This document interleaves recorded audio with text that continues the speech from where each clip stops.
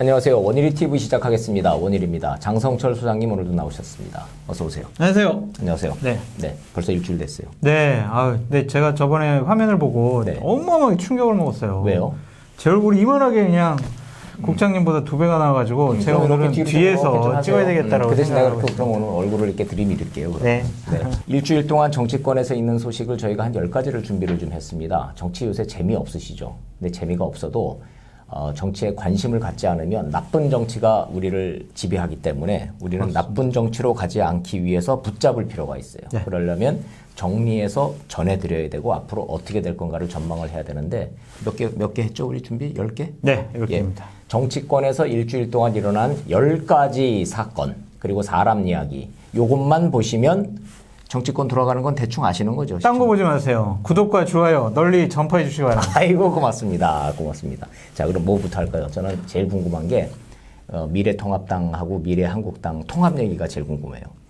지금 기본적으로 원유철 대표는요. 네. 미적되고 있어요. 그러니까 조영 대표가 네. 빨리 합당을 하자라고 해서 어제 만났거든요. 네. 만나가지고 이제 5월 29일 전에 합당하는 걸 날짜를 박아서 우리 발표하자라고 했는데 네. 원유철 대표가 아예 그건 아예 안 하겠다. 그냥 네. 조속한 합당으로 합시다라고 해가지고 근데 합당을 하겠다고는 하면서 언제 하겠다고 왜 시점이 안 나와요? 본인의 개인적인 욕심이 좀 있는 것 같아요. 기본적으로 원유철 대표가 이제 5월 29일이면 배치도 떨어지고 네. 그 다음에 또 본인 재판도 있고 하니까 기본적으로 당대표라는 직을 갖고 있으면 네. 재판받는데 좀 도움을 받을 수 있다라고 생각한 것 같아요. 주호영 원내대표 생각은 뭡니까? 합당을 하겠다라는 의지는 분명한 거죠. 그럼요. 그래서 주호영 대표가요. 네. 어제 원유철 대표랑 네. 회담하고 나서 화딱지가 엄청났어요. 그래가지고 네. 기자들한테 뭐라고 얘기했냐면요. 네. 당신들 기자들 원유철 대표한테 5월 29일 전에 합당할 건지 안 할 건지 그것만 집요하게 물어봐라 라고 부탁까지 했어요. 물어봤어요? 물어봤는데 네. 계속 원유철 대표는 예. 합당이 뭐 중심이죠. 네. 필요한 일을 해나가겠습니다. 안 한다 소리는 안 하는 거예요? 네. 당선자들과 상의해 나가겠습니다. 이거예요. 그러니까 이게 예. 남자 여자가 결혼할 거야 안 할 거야 그랬더니 결혼해야죠. 하기는 해. 네, 하긴 하는데. 집도 뭐 마련하고 양가 부모님 뭐 이렇게 상견례도 하고 또 여러 가지 직장 문제도 있으니 근데 언제 할 거냐고 그래서. 기본적으로 원유철 대표는 5월 29일 전에 하지 않겠다는 것에 그거구나. 제가 좀 한 500원을 걸겠습니다. 그러니까 5월 29일 전에는 하지 않겠다. 네. 예. 그럼 미래통합당이 야당이 그러는데 여당은 그 전에 합당이 완료되죠. 됐죠. 전당대회에서 합당을 하기로 했고 네. 그리고 5월 29일 전에 한다고 했어요. 근데 이 통합당하고 한국당 웃겨요. 어떻게 해요? 무슨 수임기구를 만든다고 했는데 합당 수임기구를 만들겠대요. 네. 근데 당원 당규를 보면요. 통합당은요. 전국위원회 의결만 거치면 돼요. 근데 무슨 수임기구를 만들어서 논의를 하고 또 무슨 뭐 당선자 회의를 거쳐서 하고 뭔가 절차상 복잡한 쪽으로 원유철 대표가 자꾸 얘기를 하는 얘기는 뜻은 하기 싫어가지고 질질 끄는 거예요. 하기 싫다. 한마디로 한국당은 하기 더 싫다. 웃겨요. 더 쉬워요. 그냥 자기네들 최고위원회 의결하면은요. 합당 네. 끝이에요. 근데 무슨 수임기구를 왜 만들어요? 그러니까. 하기 싫다. 그러면 라는 반증입니다. 그러면 합치는 그 방식도 네. 민주당처럼 깔끔하게 위성정당이 모정당에 흡수되는 합당하면 되는 거잖아요. 그렇죠. 근데 한국당의 입장은 왜 또 뭐 당대당 통합 그래서 수임기구가 필요하고 뭐가 좀 복잡한 것처럼 얘기를 하던데. 그게요. 이제 예. 어느 정도 통합하면 나의 정치적인 지분을 내놔라. 나의 자리를 좀 보존해 달라. 그런 것 같아요. 지금 봐보세요. 원유철 대표, 염동열 사무총장, 네. 김기선 정책위 의장 네. 다 이번에 낙선하거나 아니면은 출마를 안 했습니다. 맞아요. 그렇기 때문에 이분들은 5월 29일 이후에 나의 정치적인 생명을 어떻게 유지해 갈 것이냐라는 게 초미의 관심사예요. 그래서 이 세 분이 맨날 모여가지고 네. 어떻게 하면 우리가 교섭단체를 유지할 수 있을까? 어떻게 하면 우리가 통합하더라도 우리의 정치적인 영향력과 지위를 유지할 수 있을까? 그것만 연구한대요. 그러면 이건 미래통합당의 의지가 아니라 미래한국당 원유철 대표와 그 지도부가 하기 싫다라는 의사표시는 명확히 된 거네요. 그렇습니다. 그런데 문제는 네, 예. 여기 미래한국당에 있는 당선자들도 문제예요. 네, 지금 그거 여쭤보려고 네, 하는 네. 거예요. 19명이잖아요. 네. 그럼 19명 중에 미래통합당으로 합당하자라는 사람하고 미적미적 같이 되는 사람하고 구별이 가능해요? 돼요. 그러니까 이 원유철 대표가 본인이 설득하고 조사하고 얘기한 거로는 신원식, 네. 윤주경 예. 이 두 명은 합당파. 예, 가자는 거예요. 예. 나머지 17명은 우리 원유철 대표님 뜻대로 하십시오. 저희가 뭘 알겠습니까? 이렇게 지금 돼 있고 그래서 주호영 대표가 어제 화딱지가 났잖아요. 그래서 어제부터 계속 전화를 돌렸대요. 당선자 19명한테 다. 네. 그랬더니 거기서 11명은 통합 찬성. 예. 6명은 우리는 합당하는 게 좀 별로 옳지 않은 것 같습니다. 라고 얘기를 했고 2명은 저는 뭐 합당하든 말든 뭐 별로 상관이 없을 것 같아요. 이렇게 얘기를 했다는 거예요. 정리를 하면 주호영 대표가 19명 다 의사 확인했다는 거죠? 전화해가지고 다 그러면 확인했죠. 11명 찬성, 네. 6명 뭔가 반대, 반대요. 2명 뭐 하거나 말거나 알아서 하시고. 그런데 주호영 대표가 전화를 했기 때문에 저는 그냥 뭐 맞아요. 찬성합니다. 그러는 그렇죠. 게 좀 많지 않을까요? 당연하죠. 그러니까 이게 원유철 대표가 파악한 2명이 예. 적극적인 합당 찬성파인데 예. 그거 외에 나머지 분들은 그냥 주호영 대표님 그럼요. 통합해야죠. 합당해야죠. 이런 원론적인 수준의 얘기만 하지 않았을까라고 이 부분은 제가 추측해 봅니다. 자, 원유철 대표가 이거를 왜 합당을 미적대는지에 대해서는 지난번에 충분히 설명을 해주셨고 네. 의원들은 왜 그래요? 의원들이요? 예. 원유철 대표의 설득이죠.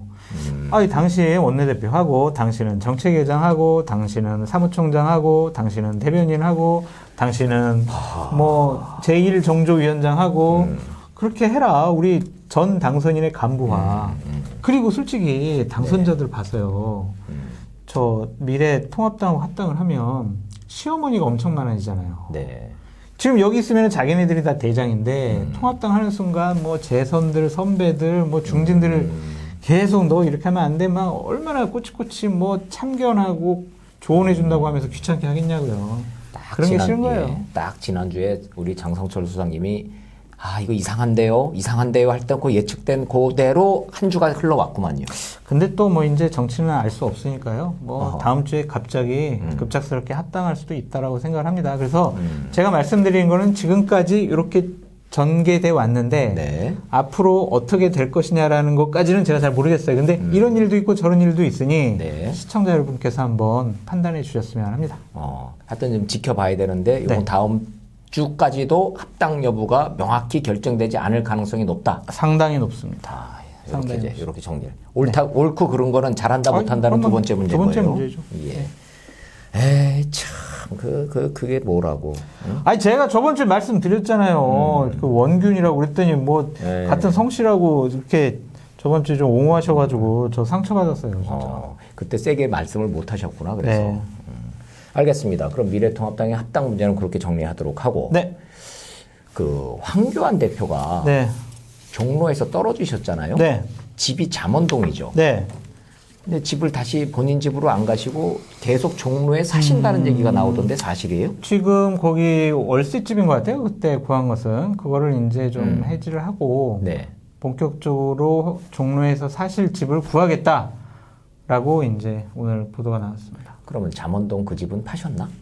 그건 확인 못 해봤는데 좀 네. 비싸게 내놔가지고 안 팔린 것 같은데요. 지금 뭐 강남 집값 떨어진다면서요. 그때 그 말씀하신 게 30억이었다고 알려졌어요. 네. 근데 안 팔린대요. 30억에. 네. 조금 좀 다운 시켜서 내놓으시면 되지 않을까요? 자, 어찌됐든 뭐 네. 잠원동 집을 팔고 안 팔고의 관심사가 아니라 네. 황교안 대표가 종로에 눌러 앉아서 아예 그냥 거기다 주소지를 옮기고 뿌리 내리고 살겠다라고 의사표시를 했다? 그렇죠. 장학재단까지 만들겠답니다. 그래서 초중고생들에게 좀 장학금도 주면서 본인의 편을 좀 많이 만들려고 하는 정치적인 의도가 있는 장학사업 같아요. 뭘 의미합니까?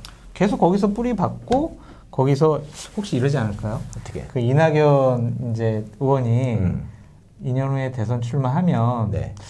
의원직을 내놓을 거 아니에요. 예. 그럼 여기 또 재보궐선거가 있으면 여기 또 나가서 배지를 달고 뭐 2022년도에 안 되더라도 예. 계속 그 다음번에 도전을 해보는 그런 장기적인 진지전을 구축하려는 의도가 아니냐라는 생각이 듭니다. 황교안 대표가 정치를 그럼 접을 생각이 조금도 없다? 그 말씀하시는 없다라고 거예요? 생각이 듭니다. 그러니까 본인은 정치적인 뭐 행보를 안 하고 싶어도 주위에서 네. 또 가만 안 둘 거예요. 아유 대표님 이제 수습 기간 끝나지 않았습니까? 인턴 끝났으니까 조금 쉬셨다가 이제 정식 사원으로 들어가십시오. 그래서 예. 과거에 우리가 미진했던 걸 이제 앞으로 잘해 나가면 됩니다. 보수파에 누가 있습니까 지금? 홍준표밖에 없습니다. 근데 뭐 홍준표 되겠습니까? 네. 황교안 대표 당신밖에 없습니다. 라고 이제 주위에서 많이 설득도 하고 꼬시는 거죠.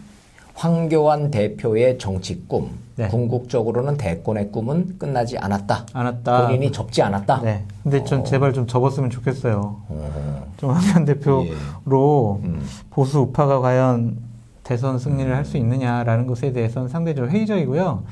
저는 좀 이제 상해버린 음식 재료가 아니냐는 생각이 듭니다. 미래통합당 입장에서는 이게 달가운 뉴스가 아니겠라고 보시는군요. 미래통합당에 있는 의원들도 황교안 대표를 대선 후보감, 지도자감이라고 얘기를 하지 않아요. 20대 국회 때에 구자유한국당 이번 총선을 치른 미래통합당 의원들하고 네. 21대 새로 당선된 미래통합당 의원들하고는 이제 얼굴이 많이 달라졌어요. 그렇죠. 황교안 대표에 대한 생각도 많이 달라졌겠죠? 그렇죠.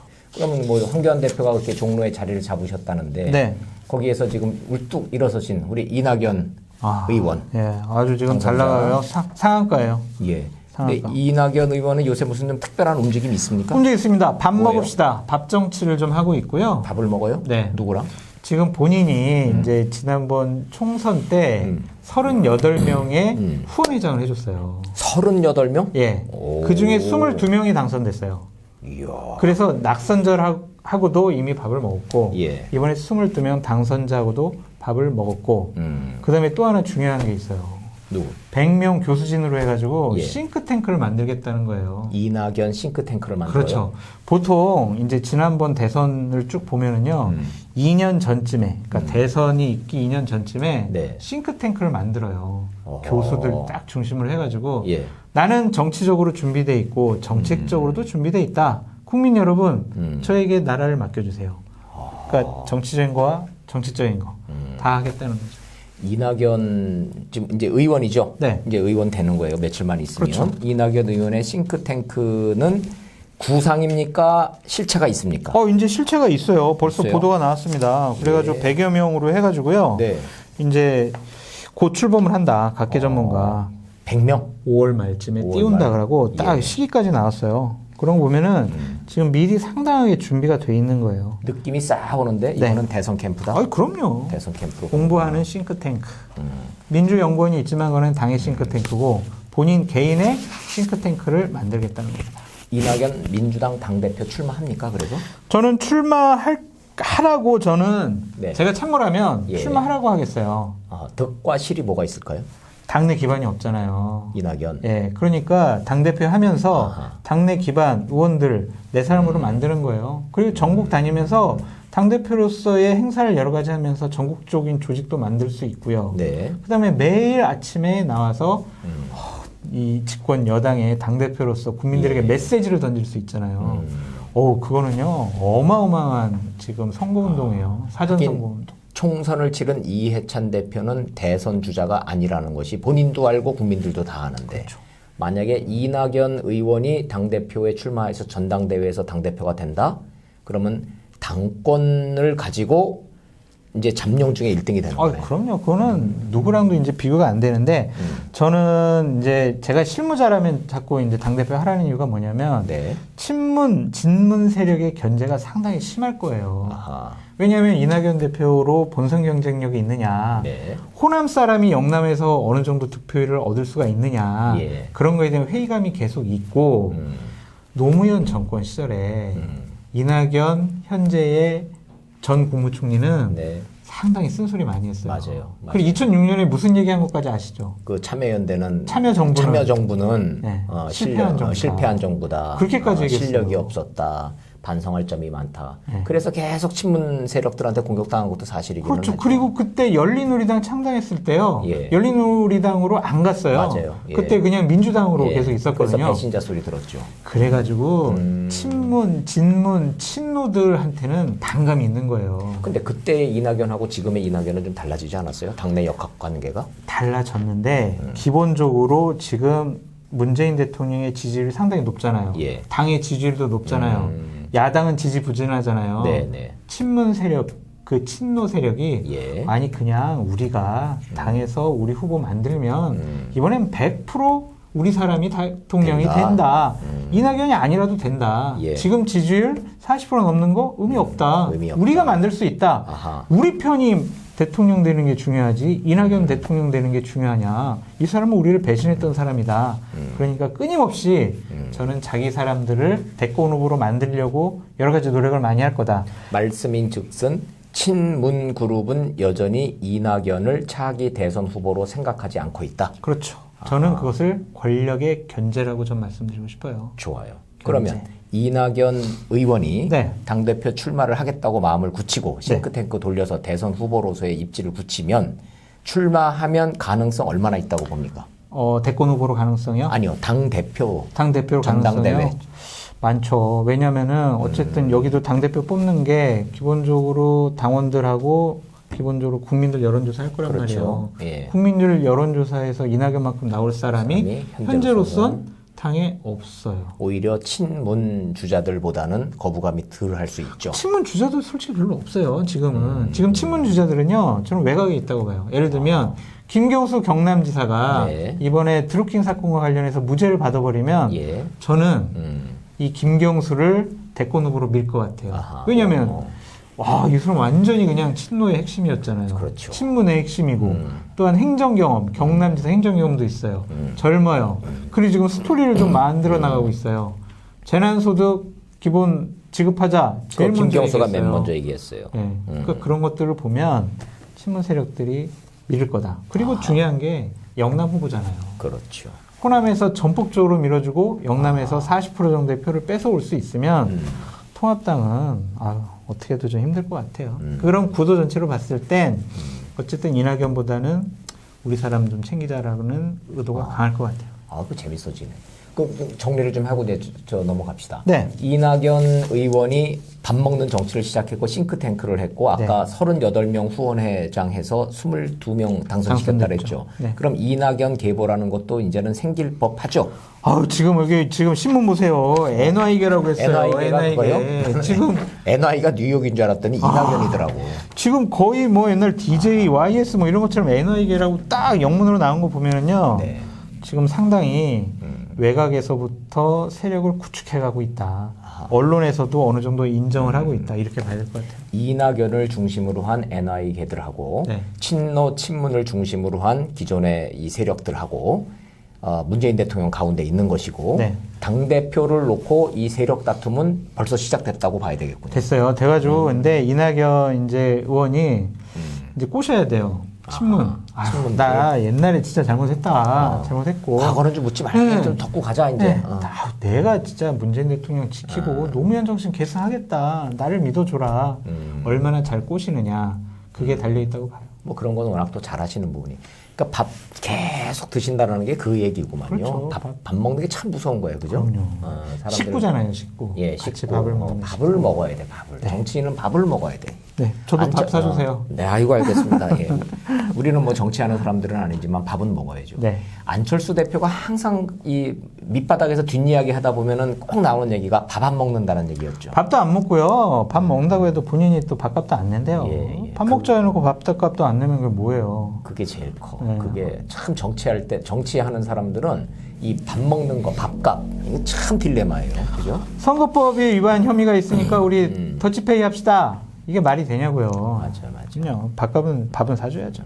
밥값 얘기하니까 우리 대한민국 정치판에서 밥값 제일 많이 썼던 사람 중에 이분 빼놓고 누구예요? 떠오르고 김무성 대표. 예.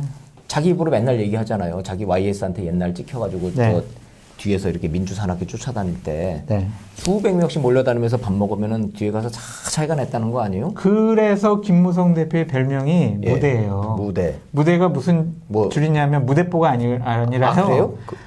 무성대장의 줄임말이 무대예요. 무성대장이었어요? 네. 무대뽀가 아니었고? 무대뽀 아니에요. 오. 그래서 그때 민주화운동할 때 말씀하셨듯이 예. 그냥 다 배고프잖아요 그때. 예. 본인은 집은 부자고 가서 설렁탕 한 그릇 사주면 야 네가 대장이 우리 대장이다 밥 사주니까 그래서 무대가 된 겁니다.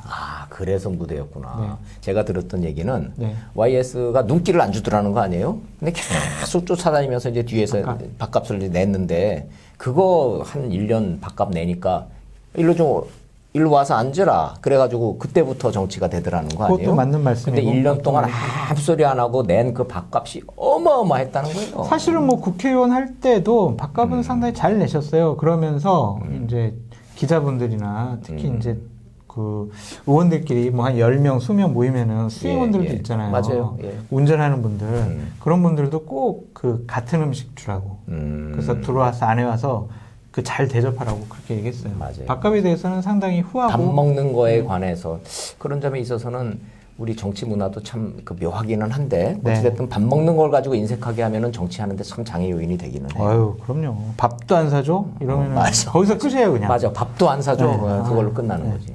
자, 근데 얘기 나온 김에 네. 그 김무성 전 대표가 극우 유튜버들하고 뭐 전쟁을 하겠다고 아예 대놓고 얘기를 그 하셨던데. 국어 유튜브들이요. 거기에 보면은 김무성, 유승민은요. 완전히 XX 해가지고 사람 대놓고 취급을 안 욕하고. 해요. 사람 취급을 안 해요. 막 아예 뭐 화형식도 했다고 뭐 화영 씨가 본인을 뭐 하시대요. 화영했으면 지금 한 100번 이상 화영당했을 거예요. 어. 왜냐면 그때 탄핵을 한 주범, 장본인이다. 우리의 주군인 박근혜 대통령을 배신했다. 그것 때문에 완전히 죽일 XX가 돼버렸어요. 뭐 이해해요. 뭐 무슨 말인지는 알겠는데 제가 궁금한 거는 네. 왜 하필 이 시점이에요? 극우 유튜버가 싸우겠다? 예. 그거는 이제 김웅 그때 당선자랑도 좀 얘기를 하면서 예. 극우 유튜브들이 지금 박근혜보다 사전 투표 조작을 했다라는 것에 대해서 상당히 지금 많이 지금 방송을 하고 있잖아요. 아, 본인들이 그렇습니까? 아는 증거까지 다 막 예, 내세워가지고. 예, 예. 이래서는 보수우파 미래통합당의 미래가 없다. 그러니까 이런 사람들하고 절연을 해야 된다라는 거예요. 그러니까 선거 부정 프레임으로는 다음 대선 미래 없다 이렇게 판단한 거예요. 김무성 그럼요. 대표는. 그렇죠.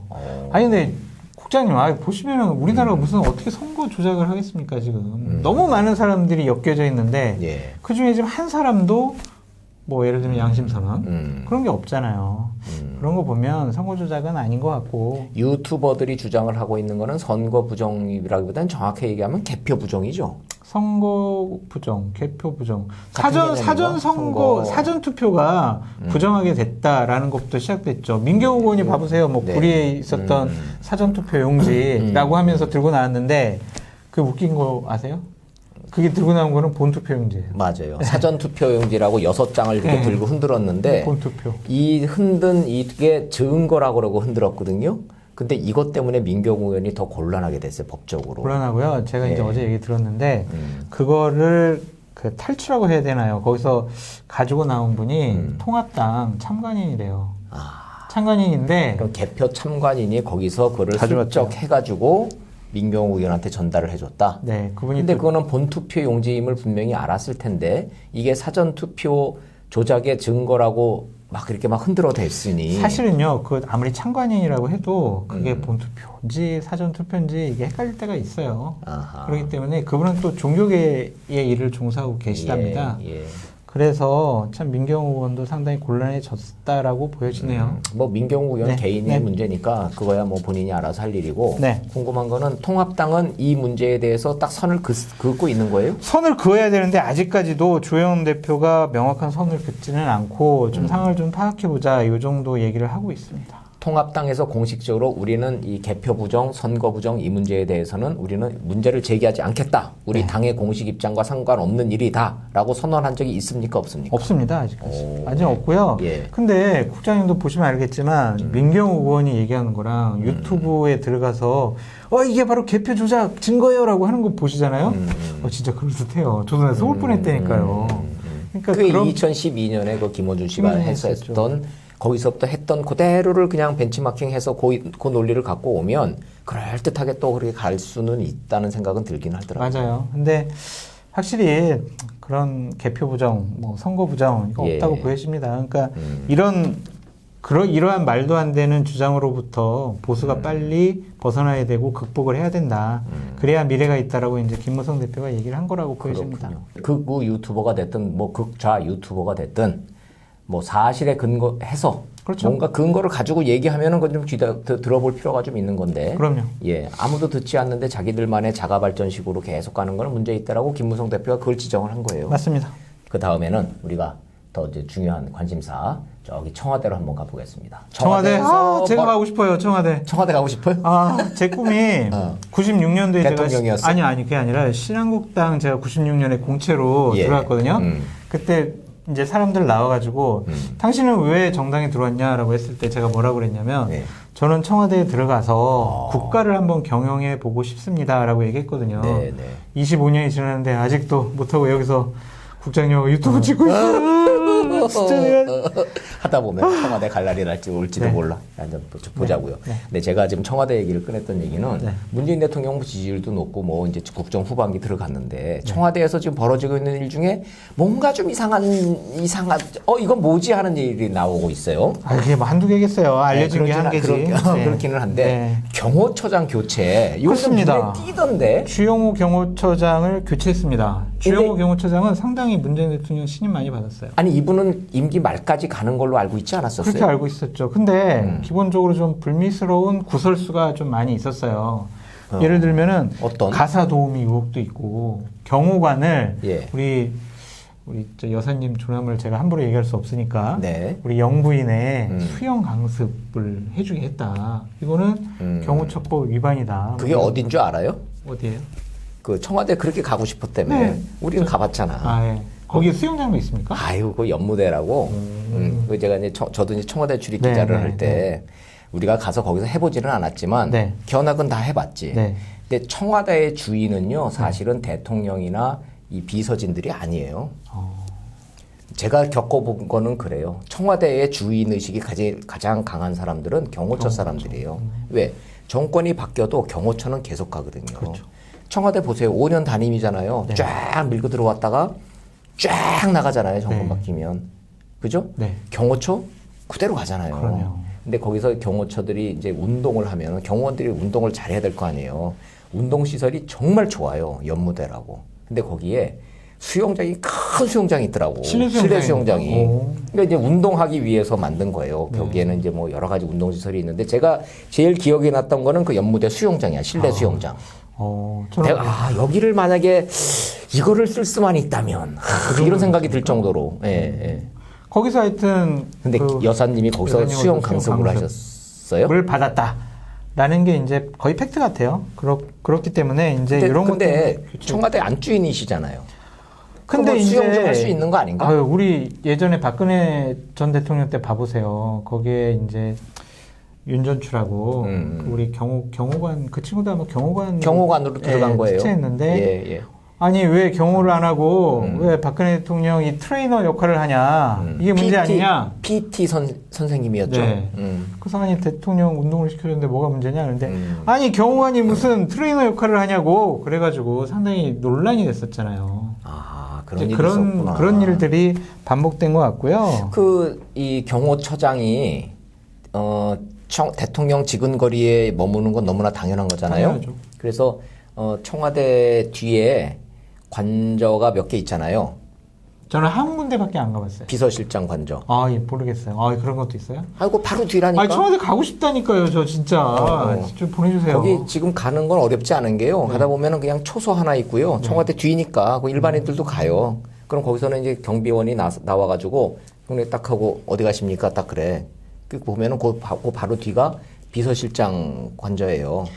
네, 한 가지 진짜 저 한이스러워서 말씀드리는데요. 그 이명박 박근혜 정권이 보수 정권이었잖아요. 예. 저 그때 핵심적으로 일을 했었거든요. 네. 그때 저 청와대 못 가봤어요. 그러니까 예를 들면은 당대표나 원내대표를 모시고 청와대 못 가봤어요. 아니 정작 일을 하는 사람들은 뭐 그런 데를 못 가보죠. 아니 근데 내가 청와대 가본 거는요. 2004년도 노무현 대통령 때 가봤다니까요. 그래요? 그때 이부영 열린우리당 의장을 제가 모시고 청와대 관저까지 가가지고 관저에서 제가 대기하고 그랬어요. 그때 처음이자 마지막으로 청와대 가봤어요. 그러셨구나. 참 이게 말이 되냐고요, 이게. 이게 좋아요. 그럼 하여튼 청와대 뭐 나중에 한번 가 보십시다. 우리 같이 한번 가 보는데 제가 이제 오늘 궁금했던 거는 그래서 그 비서실장 관저가 청와대 바로 뒤에 있겠죠? 왜냐하면 대통령이 부르면 바로 뛰어가야 되니까 그렇죠. 그 뒤에 있는 거예요. 그리고 경호처장 관저가 또 바로 옆에 있단 말이에요. 그 길에. 당연한 거잖아요. 부르면 가야 되니까. 그런데 그 경호처장 관저에 가사도우미 무슨 뭐 구설수 한 번 있었죠. 그러니까요. 지금 무기계약직 여직원의 가사도우미를 그러니까 전용했다는 거예요. 원래 그렇게 쓰면 안 되는데 경호처에서 써야 되는 무기계약직 여직원이 있었어요. 네. 근데 그 여직원의 근무처가 경호처가 아니고 관사에서. 관저로 데려가서 썼다. 네. 가사도우미처럼. 네. 근데 이게 그 박찬주 우리 대장 아시죠? 예. 공관병 갑질 의혹. 예. 그분도 공관병을 아니 공관 일을 시켜야지 왜 공관병을 풀뜨더라 뭐 당 모의 주는데 데리고 와서 쓰냐 도우미 형식으로 쓴 거 아니냐 해가지고 얼마나 많이 비판받았습니까? 근데 그런 일이 뭐 그런 구설수가 좀 있었고 그런 얘기가 잠깐 나오기 했다라는 거지 그게 뭐 문제가 됐다거나 그게 확인된 팩트거나 그런 건 아닌 거죠. 근데 뭐 이렇게 언론에까지 나온 거 보면 확인된 것 같은데 근데, 저는 기본적으로 이것 때문에 그 신임이 두터웠던 경호처장을 바꾼다? 그건 아닌 것 같아요. 아니 제가 지금 계속 여쭤보는 게 그거예요. 뭔가 있는 것 같아요. 그게 바로 신문에도 봤더니 뭔가 있는 것 같다는데 그 뭔가가 뭐냐고. 몰라요. 제가 청와대 가보지도 않았는데 제가 어떻게 알아요? 하여튼 그런 게 지금 청와대에서 이게 무슨 일이지라고 당에서도 관심들이 많은 모양이에요. 당연히 관심 많겠지만 이 오고돈 시장이 선거 전에 성추행을 했다라는 사실도 밝혀내지 못한 이 미래통합당의 정보력을 갖고 청와대에서 무슨 일이 있었는지 알아낼 수 있겠습니까? 회의적입니다. 청와대 경호처장 교체 문제가 그래서 이번 주에 아주 조용한 이슈 중에 하나였지만 정치권에서는 꽤 관심사가 높았다는 거. 그게요. 뭔가 이게 아니 왜 갑자기 이런 일이 벌어졌지라고 하면 설명이 돼야 되는데 정말 내막이 있는 거예요. 그 내막은 이제 곧 밝혀질 거예요. 뭐 설로 나오겠죠. 그래요. 그러니까 이거는 분명히 그냥 이런 구설수 때문에만 바뀐 건 아니다라는 생각은 저는 확신이 듭니다. 잊지 말고 시청자 여러분들도 청와대 경호처장이 갑자기 교체가 됐는데 그런 일이 있었지라고 기억만 하고 계시다가 나중이 되면은 그게 그거였어 분명히 나온 날이 올 거다. 네. 그러면 거기까지만 하고 청와대 얘기 나온 김에 문재인 대통령이 열린민주당 최강욱 대표하고 전화를 한 거는 뭐 다들 아실 거고 그걸 가지고 이 민주당에서 친문 의원들도 이거 뭐지? 뭐 이런 반응들이라는데 제가 봤을 때는요 제일 곤란한 게 이해찬 대표일 것 같아요. 왜요?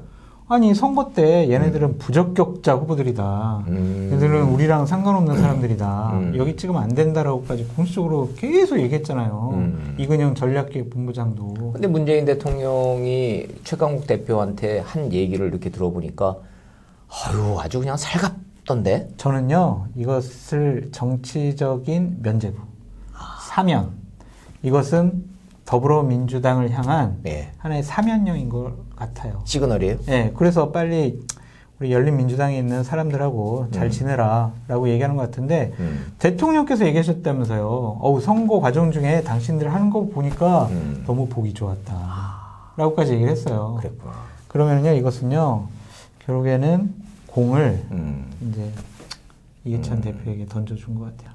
제가 처음에 궁금했던 거는요. 이 뉴스가 딱 나왔을 때 청와대에서 전화를 최강욱한테 했을까? 최강욱이 청와대에 전화를 해서 통화가 이루어졌을까? 대통령의 통화는 항상 보면 누가 먼저 했느냐가 중요하잖아요. 보도가 엇갈리고 있어요, 지금.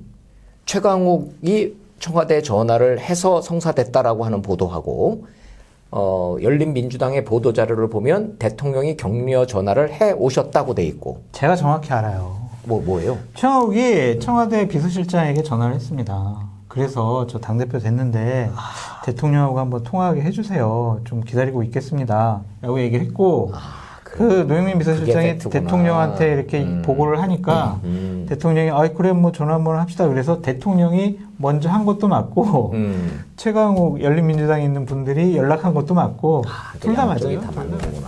근데 부장님 저는 최강욱 우리 대표 대표라고 해야 돼요?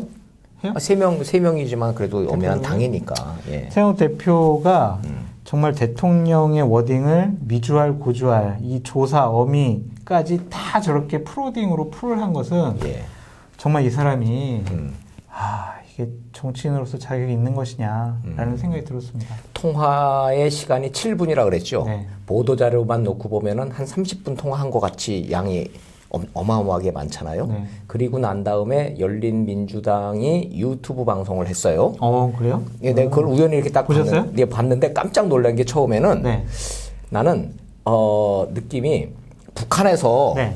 김정은 위원장의 교실? 전화를 받은 누군가가 막 정말 감격해서 막 이 그 김정은 위원장으로부터 전화를 받았던 그 말 한마디 한마디를 토시 하나하나를 막 이랬었습니다. 저래 주셨습니다. 감격에 겨웠습니다라고 하는 그 내용으로 그래서 보면서 갑자기 이거 북한에서 누가 전화가 왔나? 나는 그런 생각이 들 정도로 이분들은 대통령의 전화 한마디에 어마어마한 의미를 부여하고 있더라고요. 근데 이게 정치적 이 함의가 뭐예요? 아니 그 의미가 있죠. 이제 본인들은 빨리 더불어민주당하고 합당을 해가지고 네. 이제 정말 여당으로서의 여러 가지 역할을 해야 되는데 계속 이제 이렇게 뭐 제껴지니까 그 부분을 빨리 해결해야 되겠다는 생각이 드는 것 같아요. 근데 녹음해가지고 이거 워딩을 풀었을까요? 어떻게 했을까요? 받아 적었을까요? 녹음했죠. 그러지 않고서 어떻게 대통령과의 그렇게 토시 하나 빠지지 않고 그렇게 보도 자료를 근데 내요. 대통령과의 통화를 이렇게 녹음해도 됩니까? 모르죠. 녹음을 한 건지 아니면 열심히 받아 적었는지는 모르겠습니다만은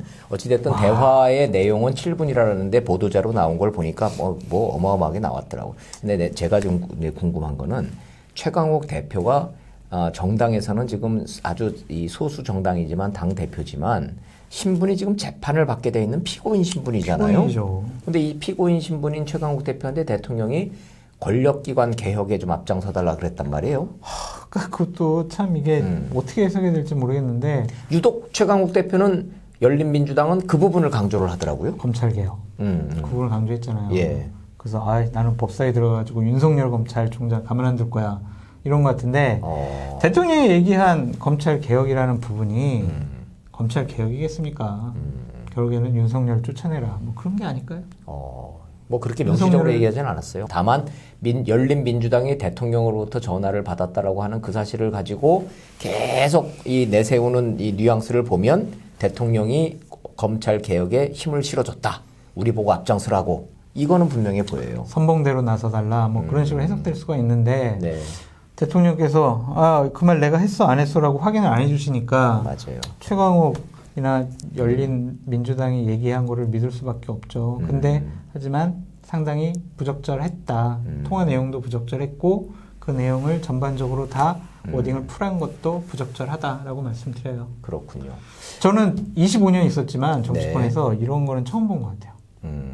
이렇게 대통령과의 대화를 풀워딩으로 푼 거는 처음인 것 같아요. 그러네요. 그러고 보니까 그거 좀 그냥 이례적이긴 오늘 하네. 주호영 대표가 얘기한 것처럼 저 문재인 대통령께서 전화 주셨습니다. 저기 뭐 20대 국회 마무리하면서 여러 가지 법안들 처리를 좀 잘 해달라는 당부가 있었습니다. 거의 한 두세 문장으로 끝나거든요. 그렇죠. 그게 근데 이제 이거는 정말 저는 충격적이었어요.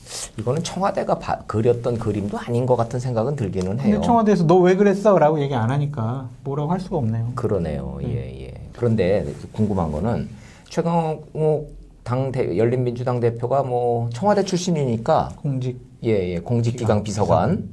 근데 이번에 민주당에서 청와대 출신들 뭐 18명. 비서관 이상만 따져도 18명이고요. 네.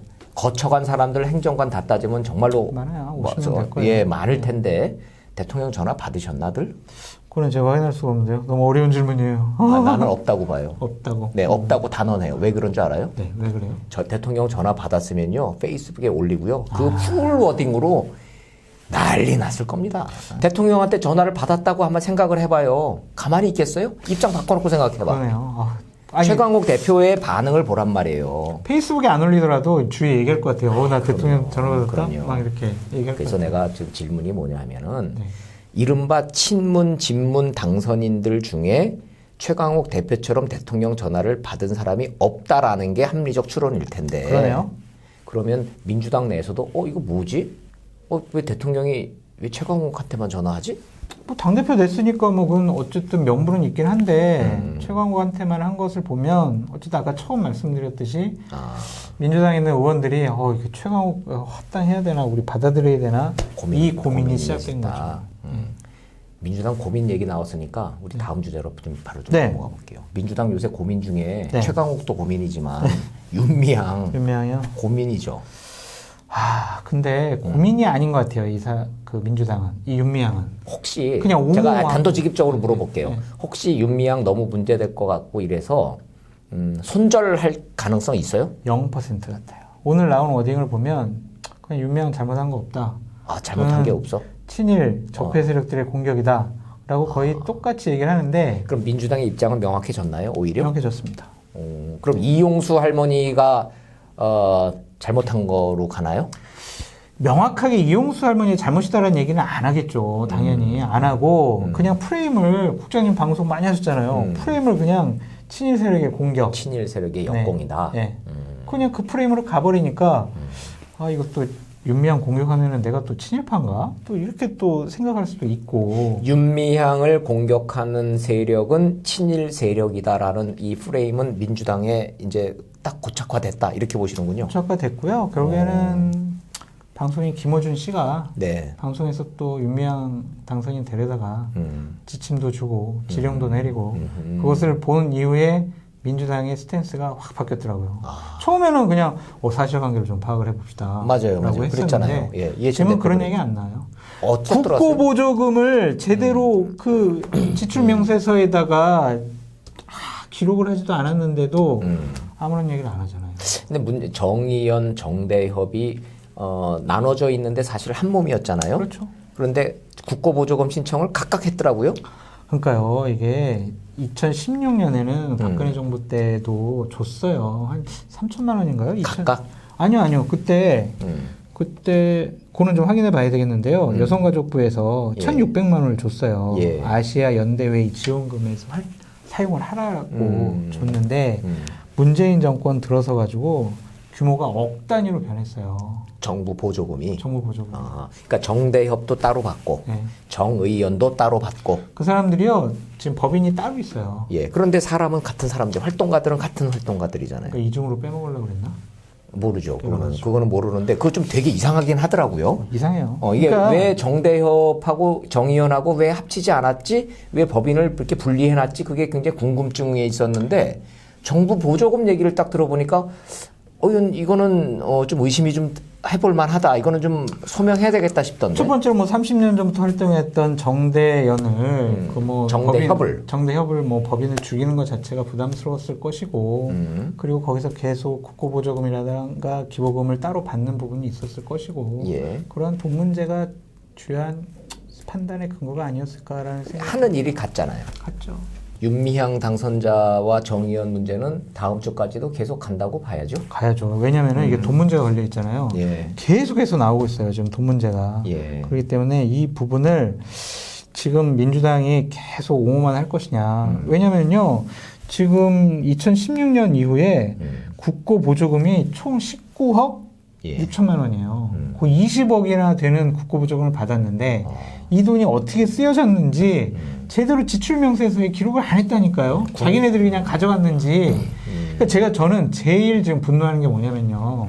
2019년도에 경비 기타로 4억 7천만 원을 기록을 했거든요. 맞아요. 이 경비 기타는요. 어디에 썼는지 확인이 안 되는 거예요. 자기네들은 그렇게 얘기를 하죠. 우리 인건비 한 2억 7천만 원밖에 안 썼다. 그냥 우리 윤미향 당선인은 190만 원 정도의 월급을 받은 정말 어디 가서 강연한 것도 다 여기다가 기부하는 그런 착한 사람이었다라고 얘기하잖아요. 근데 4억 7천만 원이 못 썼겠어요. 그러니까 4억 7천만 원의 용도는 그냥 자기들이 그냥 마음대로 쓸 거예요. 이런 저런 데다가 우리가 알아서 썼다. 그렇게 해서 회계 처리해 놓은 게 4억 7천이다. 그 얘기네요. 그냥 마음대로 쓴 거라니까요. 예를 들면 다른 거는요. 제 19년도 지출명세서 봤는데 예. 다른 거는 그래도 어디 회의에 참석했다. 누구를 도와줬다. 그래도 그렇게라도 란이 있어요. 목록이. 네네. 근데 이거는요. 자기네들끼리 그냥 자 여기 그래. 이번 달 이거 나눠 갖자. 이랬을 수도 있다니까요. 이 돈을 어떻게 썼는지 밝혀낼 수가 없어요. 자, 정의연이 이제 회계감사 받겠다 그랬으니까 그거는 알아서 할 일이고. 근데요, 부장님. 예. 거기 정의연에요. 지금 감사가 2명이 있어요. 회계사 1명, 변호사 1명, 2명의 감사가 있어요. 그 사람들은 뭐 했냐고요. 그런데 외부 회계감사 받겠다? 또 자기네들 시민단체에 있는 그런 데랑 감사 받겠죠. 이것은 외부 회계감사 받는 게 아니라 국고보조금을 받았잖아요. 그러니까 공식적인 정부의 회계 감사를 받아야 된다라고 저는 주장을 합니다. 그 맞는 얘기 같아. 네. 왜냐하면 기부금 50억은 그 기부를 한 일부 국민들하고 정의연의 관계잖아요. 네. 그죠? 네. 근데 정부 국고 보조금은 전 국민이 모아놨던 세금을 투입한 거기 그렇죠. 때문에 세금이 왔기 때문에 이거는 정의연과 전 국민의 문제가 되고 그럼요. 차원이 다른 거예요. 이거 잘못하면요, 이거는 세금 횡령 그렇게 될 수 있잖아요. 맞아요. 이거는 큰 범죄 행위가 될 수가 있습니다. 그 의심스러운 건 뭐냐면요, 이 사람들이 2019년도에만 국고보조금을 받았다고 적어놨지, 18년도, 17년도, 16년도 국고보조금 받았다고 밝히지 않았어요. 그럼 이거 어떻게 국고보조금을 회계 자료 봤더니 영어로 돼 있죠. 영어로 돼 있어요. 그래서 국고보조금 이게 어떻게 밝혀졌냐면요, 통합당에 있는 의원이 여성가족부 서울시로부터 자료를 받아보니 이렇게 19억 6천만 원이나 보냈다. 이게 밝혀진 거예요. 이게 지금 한두 건이 밝혀지지 않은 게 엄청나게 많아요. 그러니까 이게 국민 성금 기부금 내역이 투명치 않다라고 했던 게 이용수 할머니의 폭로 내용이었는데 지금은 국고 보조금까지 이게 번졌기 때문에 차원이 달라진 차원이 문제가 된 달라졌어요, 거예요. 예. 한 단계 더 넘어간 거예요. 좋아요. 예, 요거는 뭐 다음 주에도 우리가 다시 한번 좀 계속 좀 지켜보자고요. 알겠습니다. 예. 마지막 마무리 부분이 카메라 녹화가 끝나는 바람에 뚝 하고 끊겼습니다. 끝난 줄도 모르고 마지막까지 열심히 멘트를 해주신 장성철 소장님 너무 죄송하고 감사했습니다. 어색한 마무리 멘트 봐주신 시청자 여러분께도 양해 부탁드리고 거듭 감사드립니다. 뭐 이런 실수도 유튜브 방송 매력 중 하나로 애교로 봐주시면 고맙겠습니다. 오늘 저녁 6시 진보농객 김수민 평론가와 함께하는 라이브 방송 진보 정권의 앞길과 진정한 진보의 가치 많은 관심과 참여 부탁드립니다. 오늘의 TV 마치겠습니다. 고맙습니다.